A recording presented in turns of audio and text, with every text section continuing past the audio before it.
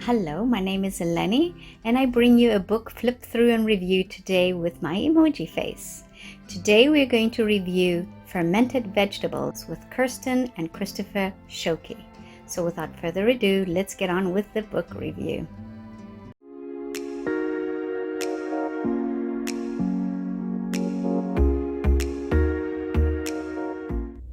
Fermented Vegetables by Kirsten Shockey and Christopher Shockey.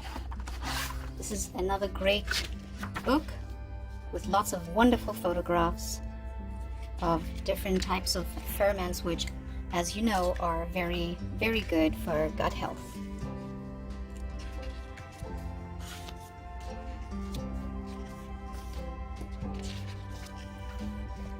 In the old days, people used to preserve all their vegetables by fermentation, as they did not have refrigeration. So that's a wonderful way to preserve your vegetables if you have a garden and you have an abundance, and you want to have a healthy, happy gut. And especially if you have a big property with a lot of vegetables that available to ferment, and great for someone who lives off grid. And then there's also tools of the trade, crocks and pots. This is a great pot. I think it's called the German vessel, or the German fermentation vessel. And these are fantastic. These little glass. Actually, these look like ceramic, but I have those in their glass, and they help hold the vegetables down. Here are some other methods of preventing air from getting into your ferment so that it doesn't spoil. And then mandolins to slice your vegetables. I like to use my cuisine art. It's much quicker, and and of course it's much more even as far as the cuts go.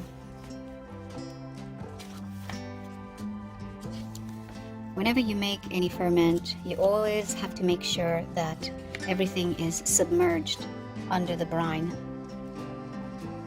And then in some of these recipes, you actually make a brine to add in, and then others, the vegetable creates its own liquid, so you don't have to add anything. For example, the sauerkraut, when you salt the cabbage and you start massaging it, it releases a ton of liquid, and of course that liquid ferments as well along with the cabbage, and it's great to drink. And this is a little tamper that helps push down and pack down really hard on anything that you're fermenting.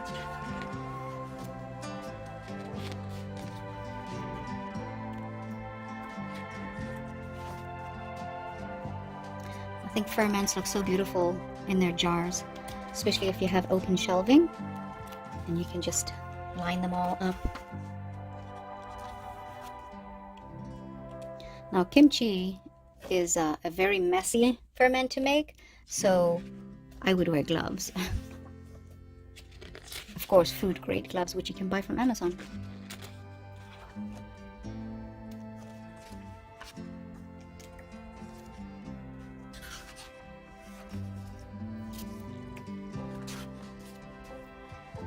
You can even ferment herbs.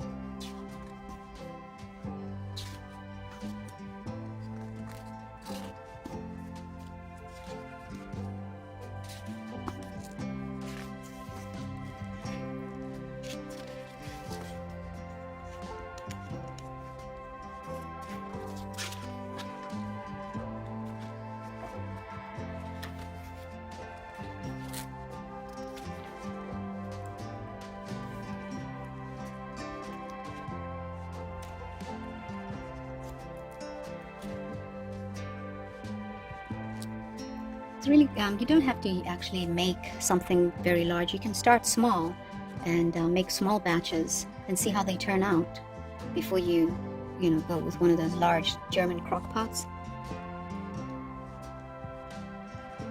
And when you use one of those large German crock pots, it really takes many months before your ferment is ready. So if this is your first time fermenting, you want to see the results pretty quickly, so that you can be inspired to make more. I've made lacto-fermented carrots, onions, lemon, actually the whole lemon, sauerkraut, and I've made variations of sauerkraut with different herbs, maybe garlic in it. Red cabbage, I've used red cabbage a lot. I love the red cabbage kraut, probably my favorite.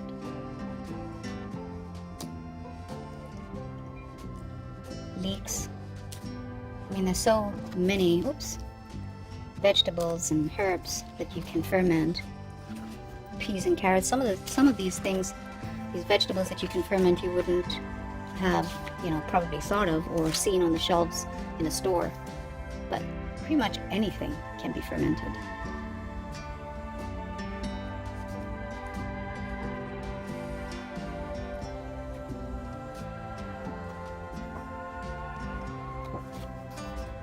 Never made fermented tomatoes, but I always have an abundance of them in my yard. I actually have about 20 different kinds of tomato plants growing in my garden right now, so I am going to have a huge abundance of tomatoes, I'm sure. Maybe sometime later when my plants start producing, I'll take you on a little video tour of my vegetable garden. Some people actually forage, different types of wild herbs and ferment them as well, which, can you imagine how packed those would be in, nutrition, antioxidants, especially when they're wild. Way more antioxidants than anything that we buy in the store.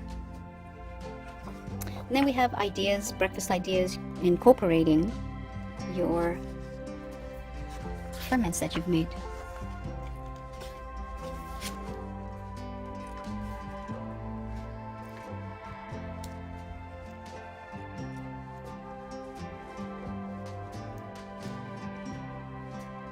I always put a big teaspoon of sauerkraut in my salad every time I make a salad.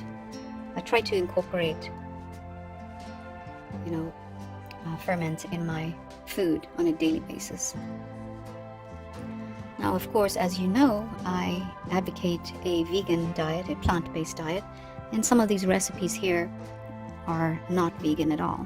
So I personally would not make them, but I love this book because of all the other ferments that I can make. But if you're not vegan, then you could use everything in this book. So this is the lady that, wrote, that does the ferment, the fermentista, I suppose, and information about her. And then, when you make a ferment, sometimes there's some stuff that looks yucky, some foam that looks awful at the top, and it explains what is, what is okay to leave, what is bad, what is terrible, what is so bad that you would have to throw it out. It has photographs also, so you can identify what you have growing and if it's good or bad. And then you have a lot of resources here, where to buy crops, metric stuff, bibliography, acknowledgements, index, and that is it. It is a great book for learning how to ferment and to make great ferments.